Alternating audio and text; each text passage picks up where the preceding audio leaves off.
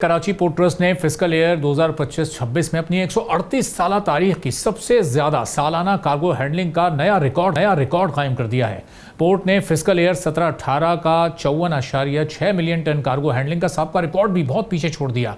गुज़िश्ता fiscal year यानी 24-25 में Karachi port ने 53.9 मिलियन टन कार्गो हैंडल किया था, जबकि इस साल ये वॉल्यूम नई बुलंद तरीन सतह पर पहुंच गया है और इसी अरसे में कंटेनराइज कार्गो भी पहली मरतबा 2.6 मिलियन TEU से तजावुज़ कर गया, जो पोर्ट की तारीख का सबसे बड़ा कंटेनर रिकॉर्ड है। अब हालिया महीनों में हम ये देखते हैं कि आबनाए हुर्मुज़ में कशीदगी और खलीजी नेवल रूट्स में रुकावटों के बाइस कई आलमी शिपिंग कंपनीज अपनी ट्रांसशिपमेंट सरगर्मियाँ पाकिस्तान मुंतकिल करने लगीं। अब इस गैर मामूली सूरत हाल से कराची पोर्ट को इजाफी कार्गो मिला, लेकिन कुछ एक्सपर्ट्स का यह भी कहना है कि सिर्फ यही वजह नहीं है। पोर्ट पर ऑपरेशनल रिफॉर्म्स के साथ गहरे ड्रिजिंग मंसूबे और बड़े जहाज़ों की आमद की सहूलत के अलावा डिजिटल निज़ाम के साथ पाकिस्तान सिंगल विंडो और तेज़ तर क्लियरेंस जैसे इक़दामात ने भी इस कारकर्दगी को बेहतर बनाने में अपना किरदार अदा किया है। मिनिस्ट्री ऑफ मैरीटाइम अफेयर्स का ये कहना है कि पोर्ट्स अफेयर्स का ये जो पोर्ट की मॉडर्नाइजेशन के साथ रिफॉर्म्स और लॉजिस्टिक्स नेटवर्क की बेहतरी जारी है ताकि पाकिस्तान को खित्ते का अहम मैरीटाइम और ट्रेड हब बनाया जा सके। मई 2026 में कराची पोर्ट पर पहली मुकम्मल ट्रांसशिपमेंट कार्गो सर्विस पहुंची, जबकि जून में 140 एकड़ वाटर फ्रंट पर मैरीटाइम बिजनेस डिस्ट्रिक्ट क़याम के लिए MOUs भी साइन हुए। कार्गो वॉल्यूम में इजाफे से पोर्ट की इनकम के साथ शिपिंग एक्टिविटीज़ और मुल्की तिजारत को फ़ायदा पहुंचने की भी तवक्को है, लेकिन कुछ एक्सपर्ट्स ये खबरदार भी करते हैं कि अगर खलीजी हालात मामूल पर आ गए तो ये ट्रैफिक किसी हद तक वापस भी जा सकता है। अब इसके लिए मुस्तकिल कामयाबी को यकीनी बनाने के लिए कम टर्न अराउंड टाइम के साथ बेहतर सर्विस के अलावा कॉम्पिटिटिव टैरिफ और जदीद इंफ्रास्ट्रक्चर बरकरार रखना बहुत ज़रूरी है। अब ये रिकॉर्ड कर लिया गया है, लेकिन इस ट्रैफिक को मेनटेन कैसे रखा जा सकता है और ये कितना बड़ा चैलेंज होगा, इस पर हम बात करेंगे vice admiral retired Ahmed Saeed sahab से, जो फॉर्मर प्रेसिडेंट हैं national institute of maritime affairs के। हमारे साथ मौजूद हैं अहमद साहब। बहुत शुक्रिया प्रोग्राम के लिए शामिल आप हुए, प्रोग्राम के लिए आपने वक्त दिया। अब ये जो ट्रैफिक इस वक्त पाकिस्तान में कन्वर्ट हुआ है दीगर ममालिक का, और जाहिर है उसकी वजह जियो पॉलिटिकल सिचुएशन है। अब जैसे जैसे हालात में बेहतरी आई तो अब ये ट्रैफिक कम हो जाएगा, बरकरार रहेगा, इसके लिए पाकिस्तान को क्या क्या इकदाम करने होंगे? जी, अस्सलाम वालेकुम अरबाब साहब, बहुत शुक्रिया आपका। और आपने बहुत ही अच्छा इंट्रो दिया और उसमें ये तमाम अवामिल जो है आपने बड़े अच्छे तरीके से उनका इहादा किया। तो पहली बात तो ये है कि यकीनी तौर पे जो इस इलाके के अभी ईरान और गल्फ़ के जो हालात चल रहे हैं उसका इम्पैक्ट तो ज़रूर है कि जिसकी वजह से जो कार्गो अंदर जा नहीं सका, वो शिप्स जो है ज़ाहिर बात है उनके पास जो कार्गो था उन्होंने कहीं ऑफलोड करना था, उनके लिए इकोनॉमिकली वायबल नहीं है कि वो शिप पे लेके उसको रखें। तो उस हवाले से उनको ट्रांसशिपमेंट पोर्ट की रिक्वायरमेंट थी जहाँ पे वो अपना वेयर हाउसिंग कर सकें।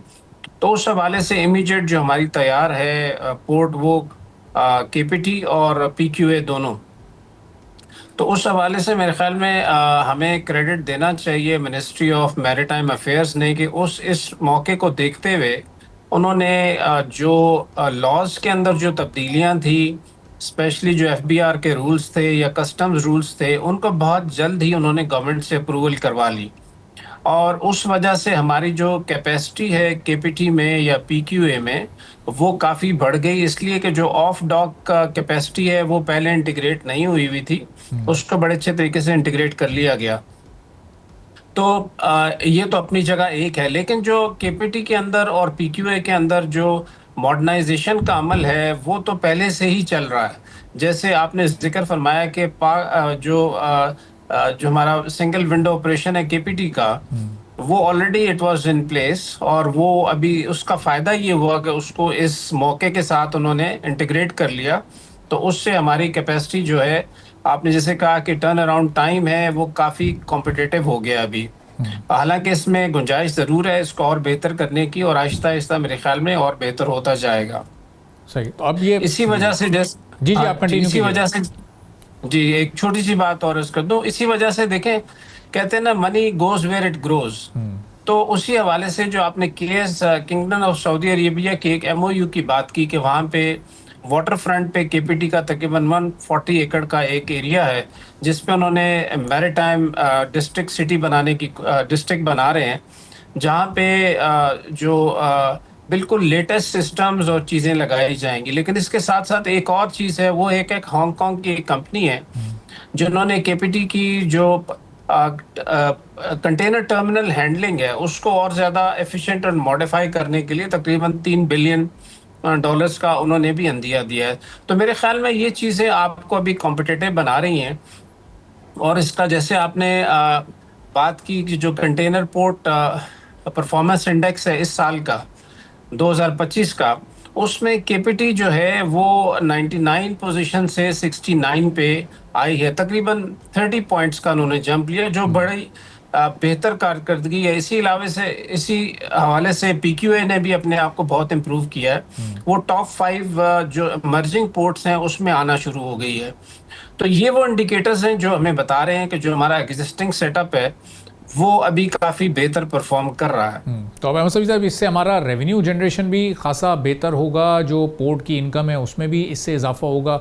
और ये अब जब हालात बिल्कुल मामूल पर आ जाएंगे तो ये जो कार्गो हैंडलिंग का भी रिकॉर्ड बना है, क्या इसमें कोई 10, 15 या 20% की फिर कमी भी आ सकती है? चूँकि जो रूट्स उस वक्त अवेलेबल नहीं थे, जब वो अवेलेबल होंगे दीगर ममालिक को, तो फिर उसके बावजूद भी वो ये सर्विस हमारी यूटिलाइज़ करना मुनासिब समझेंगे?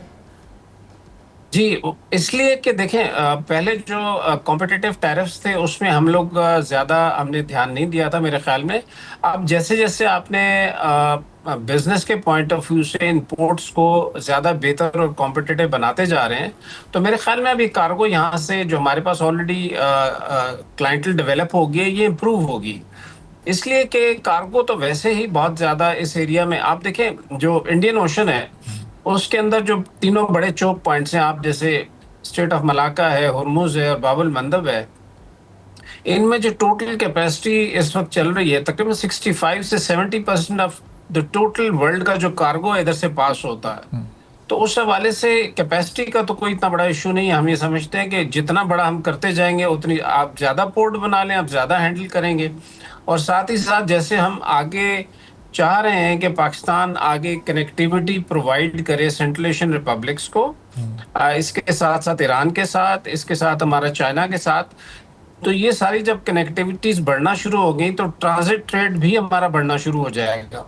अभी तो हम बात कर रहे हैं जो ट्रांसशिपमेंट की, तो जैसे जैसे ट्रांजिट ट्रेड बढ़ेगा तो आपकी ट्रांसशिपमेंट की और रिक्वायरमेंट भी साथ साथ कनेक्टिविटी के हवाले से बढ़ना शुरू हो जाएंगी। तो मेरे ख्याल में तो आने वाले दिनों में पाकिस्तान का मैरीटाइम का मुस्तकबिल बहुत अच्छा है। पॉलिसीज हम बनाते रहें और सस्टेनेबल होनी चाहिए, क्योंकि मैरीटाइम में जो पॉलिसीज हैं वो 20 से 25 साल की बननी चाहिए, उसमें चेंज नहीं होना चाहिए, क्योंकि बड़ा मनी इंटेंसिव होता है और इसमें जो फॉरेन इन्वेस्टर आता है तो हर 5 साल के बाद नहीं चाहता कि पॉलिसीज चेंज हो। तो उस वजह से मेरे ख्याल में ये 2-4 फैक्टर्स हैं। और दूसरा टेक्नोलॉजी इंटेंसिव है, ज़ाहिर है नई टेक्नोलॉजी आएगी।